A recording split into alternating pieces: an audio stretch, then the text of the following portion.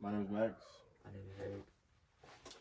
My name is Victor, and this is Podcast Chi. Here we have a guest, politician O. Go ahead and introduce yourself, man. Man, it's great to be here. Politician in Mexico, here to just answer some questions for you guys. Super excited. Oh, and first question of the day. How does corruption impact public trust in Mexican politics? Man, it's just been generations there, Generations of distrust, corruption, one party, just almost like nearly a dictatorship. Luckily, we're not to the point of like some of our other South American countries like Venezuela. We all know what happened there. But just the things that corruption can do to a community, to the government. I mean, there are certain places like it's completely run by like the cartel and outside individuals because they have no trust in the government. And when you don't have a government, you become self-governing. And that's kind of what we've seen in Mexico so far. So you say the average civilian, just an average hardworking man in Mexico, you say they have trust in their government, or are they more, I don't even care what the government does? I think it's definitely the latter. A lot of them, they're out there, they're kind of in that survival mindset, fighting for themselves. They're doing what they can to get by. Very few, the brackets, we've got the top of the top, the richest in Mexico, they're thriving, but there's so much, it's almost like 90%, they're way lower in the bottoms. So they're working, 60 hours a week just to get by, to get groceries. It sucks. They can't even afford a couple brewskis on the weekend sometimes. So, we all know what that does to them. Yeah. That's a good question. And do you think the cartels Put your work phone like this, like directly with the government? Like, I don't know, for example, Mexico or other countries? Re-ask and put it, hold it like this, like. Mm-hmm. Yeah. Do you think the cartels work with the government directly? I think there's been a push to end that in the past, absolutely. We kind of see Los Federales, like all that, they would turn a blind eye. We all knew it was happening, but they wouldn't address it. They'd say they were fighting it. But with the way we've becoming more right-leaning, we've got Trump, of course, declaring the cartels as terrorists. There's a lot more going to combat that. And I think we've kind of seen some of that recently with El Mencho, the CGN, what they've done. And I think that now we're seeing that there's being a divide between the cartels and the government, which I think is great for Mexico. It's going to be a long fight, but I think one day we'll get there.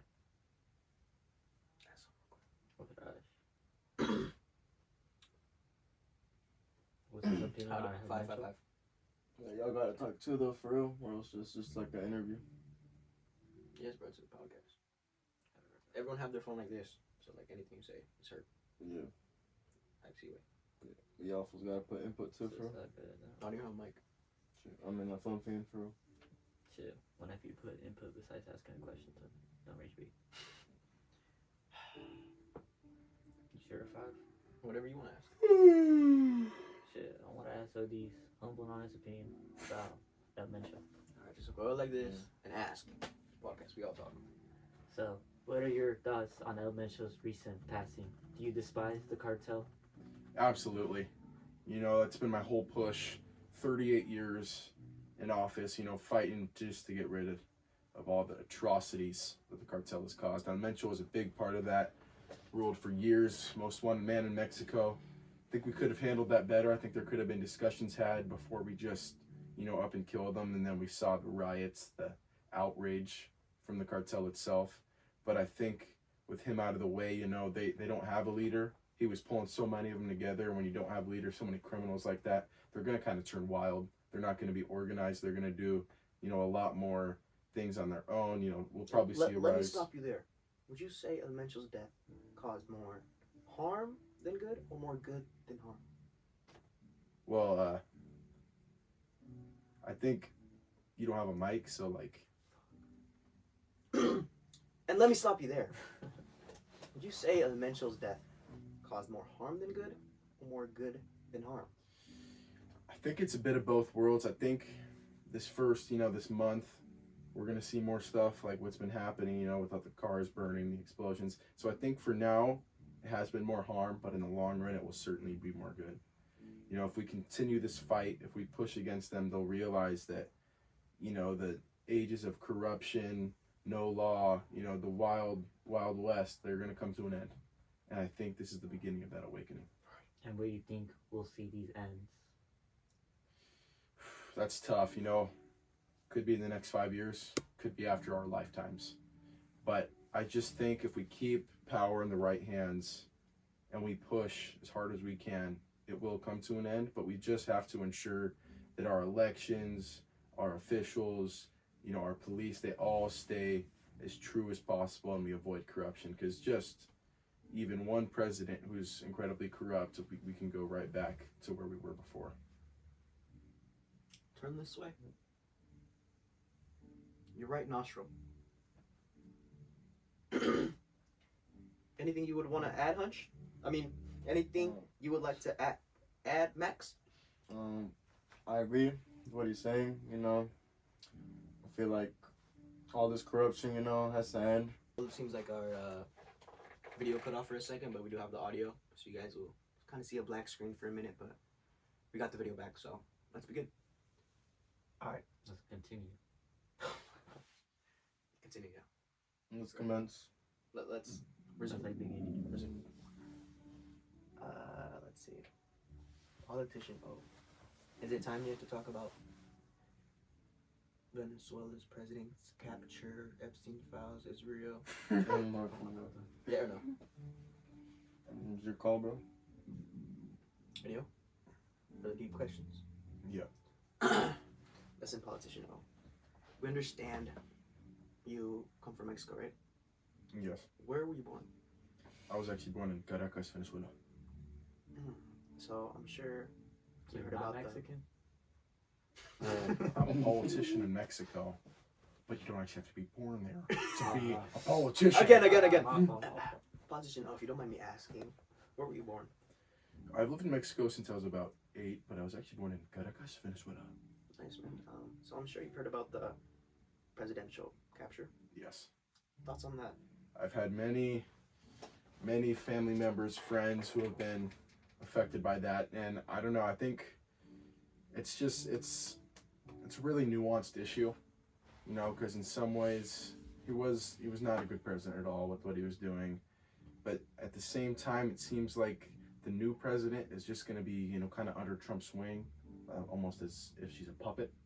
And I don't think that's really beneficial for the South American communities either. And I just think that the way that U.S. has been enacting its diplomacy lately, we've seen what's been happening in Iran. You don't get anywhere with, you know, missiles and weapons. You don't solve anything at gunpoint, right? It needs to be done through actions, through deals. And I think we're going to see that. So I think Venezuela itself will be fine. But in the long run, I don't think we're going to see that it's going to be that different without him. So you think it's more of a neutral thing that happened? Yes. I think that it was probably unnecessary. But since it did happen, you know, it'll probably be a few more years where things seem different. But I think it's probably going to revert back to the way things were. Anything you would like to ask, Max? Anything you would like to ask, Max? Anything you would like to ask? I just asked the question. You need to talk again?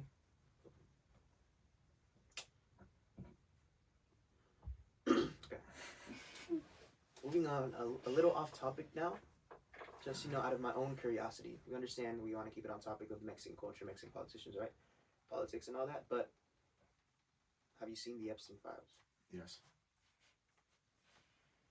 Thoughts on that? You know, I'd like to avoid that. I was mentioned 43 times. And I just don't feel like that's an important topic. I feel like maybe you brought me on here, you know, just to poke fun at me for that. I made mistakes, all right, and I've lived up to them. We all make mistakes, all right? Exactly. So next question. 43 times, you know, compared to other names mentioned, that's not a lot. Exactly. It's not too much. Exactly. Who is Jeffrey Epstein? Friend. Hero. Obviously not anymore. You know, it was so terrible what he's done. I think a lot of us just thought, you know, I had some homies over there. My homie Bill, my homie Donnie, you know, I chop it up with them, Stephen Hawking. And I don't think any of us thought that was going to get out. So, you know, it's rather unfortunate that it did. But now that it's out, like, man, I hope Jeffrey rots in hell. Did you ever attend his island and have All right. sexual intercourse? All right, with him? please. Like- Please. Cut. Did you think Jeffrey Epstein actually committed suicide, or do you think he was killed? I think odds are he was a Mossad agent. I think he was probably working for the Israeli government to deduct what was happening behind closed doors in America. I don't think it's a coincidence that we see so many politicians, CEOs. He was just trying to uncover business, So a spy. pretty much. Because what do politicians and CEOs love more than anything? Underage women.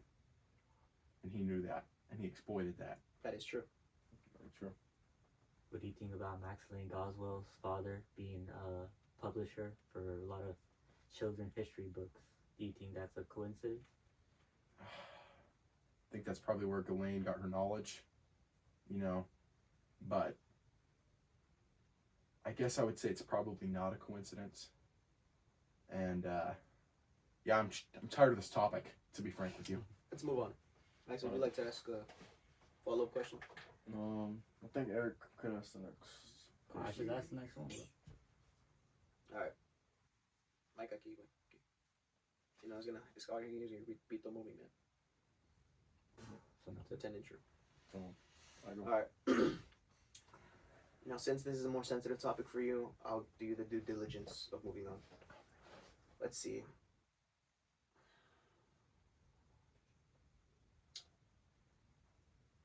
Just to ask you, out of my own curiosity again, are you more leaning toward the side of Democrat or Republican? That's tough. I consider myself lightly left-leaning. I was towards the right side, but after seeing what Trump did in his first term, honestly, just following suit with what Reagan did so long ago, just realizing that the economics in that standpoint don't work, it's caused me to lean a little more left, but I actually do run as an independent in Mexico. To that, Max?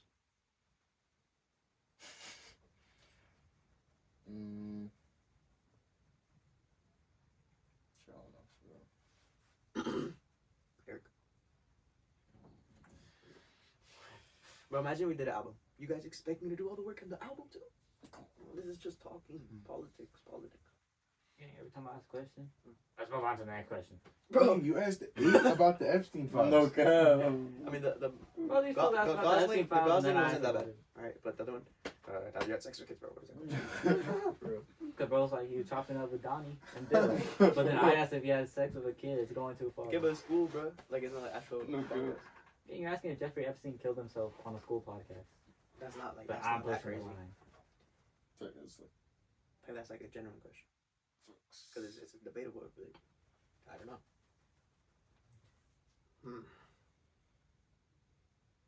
7 minutes plus 10 minutes, that's like 18 minutes. Just a 20, Unless that's the There's school. no way it's 18. It's going to be 16 or something. less than that, 11. We've had so much just... But even 15 minutes of just pure, it's fine. Unless that's the school what his thoughts are of the Mexican president being a Jewish female, and how about all the candidates got assassinated. Ask. What are your thoughts on the Mexican president being the first woman in Mexico, or at least to my knowledge, and with a Jewish background, while all the other candidates got assassinated? Do you think there's some type of cartel connection between her? I think there's certainly levels of corruption, at any political level in Mexico. I myself, I made a few calls. My opponent I was running against, he's no longer with us. Rest his soul. But it's just, I think it's more coincidental than anything that she happens to be Jewish, because we all know, the United States of Israel, that kind of thing. So I think her being Jewish doesn't have as much to do with it. I think she's actually a decent president with what she says she's going to do. I don't know how much she's enacted, but she's still got a couple more years on her term, and I'm happy to see where things are going. Do you think she's corrupted at all? Like any cartel connection? I don't think she has cartel connections. I think there's probably other levels of corruption, with big business and whatnot, asking for a few favors. I don't think the cartel itself was particularly connected, or else I don't think Mencha would have been assassinated. Do you guys have anything else to add on to it? Is that all we got? We gotta reach this one. Gotta reach 15 minutes. 15. Bro, come on. It's 5 more minutes. Hmm. Every time. Max, would you like to ask anything to a politician? Oh, I don't have anything in mind. man, you're the top politician in our group, man. I can add on to But me and Gordon should get our conversations, politics man, from Reels time. but I don't know. Guys, but me and Fluffy just get TikTok reels from politics. Can't Fluffy send the Iran one for real? Well, from where? From Reels. You can Mhm. talk about that. Iran. Iran, okay. I'm sure you've seen the news. You've seen the war that's going on between Israel, United States against Iran. Yes. What are your thoughts on that war? I think it's been a long time coming. Netanyahu been in office since at least like 17 years, going on like 2 decades now. He's wanted this war forever. He hates the Middle East. He hates everything they do. We've seen the atrocities he's committed in Palestine. And he's just been waiting for a puppet of a president to bend over and let him start this war. And Trump was finally the right candidate. I think they probably pushed for it in his first term, but we all know how much more provocative with his thoughts Trump has been in his second term. So I think that's why this finally started. Netanyahu was just waiting for the right candidate to, let him enact this war because Israel didn't have the power on their own. Another question to that. What do you think? Do you think that Israel has nuclear weapons? I'm not sure. They're one of the few countries in the world, though, that don't agree or don't permit inspection. Even Iran permits inspection, so I think that's its own issue. I think Israel has no good intentions. We've seen what they've done to Palestine. Like, it's really terrible. Just the ripple effect of the atrocities from World War II, and now kind of led us to where we are now, where there's more atrocities. It's just kind of, it feels like there was a better solution than, just plopping them right there in the Middle East. And I don't know, nuclear weapons-wise, I'm not really sure, but it wouldn't surprise me. Anything you would like to add, Max? Do you think the U.S. has any different type of authority? Let's say, the top superpowers in the world, Russia, China, You think U.S. has any authority to just say, like, this country can have nukes, this one can't, clearly, the U.S. lets Israel do its thing, but they're against Iran having any weapons, Iraq a few years ago, Venezuela. Clearly they're trying to dominate the global stage. I think that is a big reason that we're no longer not at all, that our, neighbors to the north are no longer part of UN, NATO, or, the World Peace Organization, because they want to do their own thing. The current Trump regime, they used to be a great ally, us, Mexico, and then the U.S. We were great. We were best buds. We were doing so much together, and now we see the atrocities that they commit on all the immigrants searching for a better life with ICE. That's its own issue that I probably won't get much into today, but I think that they just want to see themselves as the biggest power in the world, and it's innate to search for power and to strive, that you have that hunger to conquer the world. And I think we're seeing that a lot with the current, administration that's in office.